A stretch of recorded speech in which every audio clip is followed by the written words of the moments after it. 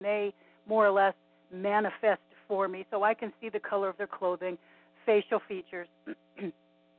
That's amazing. Now, would they manifest for you upon being asked, or like if say they're not there at first, would you be able to ask them and have them manifest? Only maybe if I'm by myself, because it's very unnerving. Mm-hmm. Okay, my other for them or for you? For me and everybody else that might be watching. Yeah, it's very unnerving to have a spirit manifest fully in front of you, because your subconscious mind knows that they've crossed over. Why are they standing in front of you? So right. A lot of the times they will just come to me in my mind. Okay, in my third eye is where I really see them. Right. Although I can see them with my vision, okay, with my eyes and with my third sight, they won't manifest for the other team members, because it is, like I said, pretty unnerving to see something like that. Mm-hmm. But would the other team members pick up something as well, even though they're not actually seeing an apparition? Yes, they do, because each and every one of us has got our own gifts. We're like clairaudient, which means that one team member, she hears things. She just hears them talking to her. She hears the sounds of maybe what their clothing is making.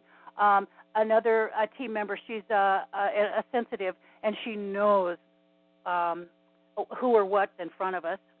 Mm-hmm. She knows where they're standing or where they're sitting, and so sometimes she can pick up on things even before I do, because she senses them. She knows they're there. Right. A couple other team members, they've just been working all their lives with the other side, and they too are intuitive and sensitive to where they pick up and sense who's in front of us. So together, we really know who's in front of us and who's not. And It's interesting, too, because when we do an interview, we know when they're standing in front of us or when they've left.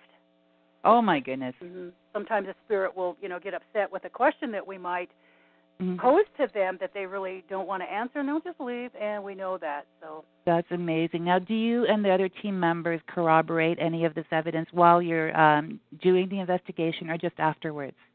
Well, actually, what we do is, of course, we're together and we verify some things, but when we make the reports up for the people that have asked us to come in and investigate, none of us get together and talk about what we have seen, heard, felt.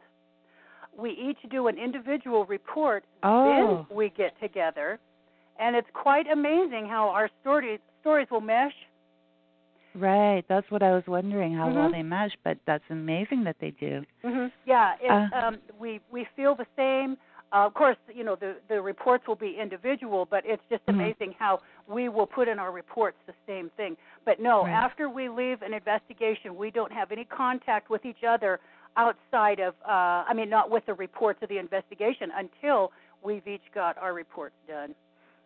Of course, we talk to each other and things, but not about the investigation. Right. But that really lends a lot of credence to the whole thing, to do it like that. Yeah, amazing. So, Sandie, what type of areas have you investigated? Well, I live in Carson City, Nevada, and it's got a lot of Wild West history, and it's got a lot of mining history, ghost towns. It has a lot of political history because this is Carson City is in a capital of Nevada. Right. And so, plus, too, there's a lot of Native American cultures here, and there's been a lot of indigenous cultures that we've ran into, too, on our investigations. So we do ghost towns. We investigate private homes, businesses, cemeteries. We even investigate fields and trees and different items.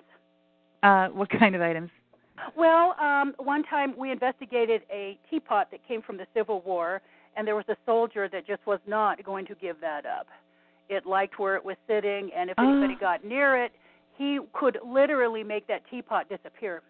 Looks like a little coffee pot, actually, but it was a teapot, and the spirit just wasn't going to let anybody take it from where it was housed at a person's home. So would they deport it? Like, what's the word? Instead of an apport, when those bring in an apport. Desport. Yeah, it would just make it disappear. Yes. Wow. Just right in front of you. It would just, boom, it's gone. Mm-hmm. Did and then there was a noted down in Genoa. That's a little town about 12, 15 miles from Carson City. There's an antique store there, and she has a very noted painting of roses sitting on a table. And every time that that painting is wanting to be sold, or somebody wants to buy it, it will disappear, it will drop, it will break. It does strange things because it won't leave either. Right. Okay, I've seen things like that happen, so yeah. I know exactly what you're talking about. Mm-hmm. It's amazing. So when something like that happens, do you think the spirit is actually handling it, or is it where is it going? It's going to another plane, like the object? I'm thinking that they can take it to another plane, but now, like with the painting, I was very fortunate in capturing the lady's energy orb that was on it. She said that that's her painting. She doesn't want it to leave the antique store, that she felt comfortable with it being at the antique store because she knew that the owner of the store loved that painting and wouldn't let any harm come to it.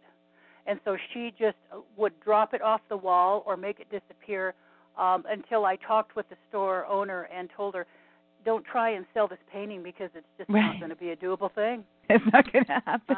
And the lady is hanging on to it for dear life. I mean, she's got her arms wrapped around it, and she's just not about to let it go off the wall. My goodness. So was she the original owner or the artist? Do you know? Well, they say it was a spirit painting, that it came through as a spiritual painting. I think, gosh, if I can remember, I think it was like in the 1920s. And I guess the lady that owned the painting is now obviously crossed over, and she's not about to let it get in anybody else's hands. Right. That's fascinating. It is. It's fun, yeah. Maybe that's why I can't sell my house. I've got my house on the market, and I can't sell it. Maybe somebody's holding on to it. You got ghosts that don't want you to leave, I guess.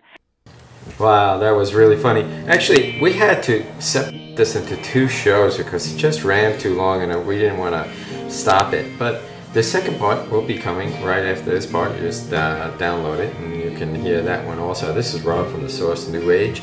Just giving you an update. Part 2 right behind this one on a separate file. Alright, thanks. And this is Mind's Universe by the band Cedar Creek.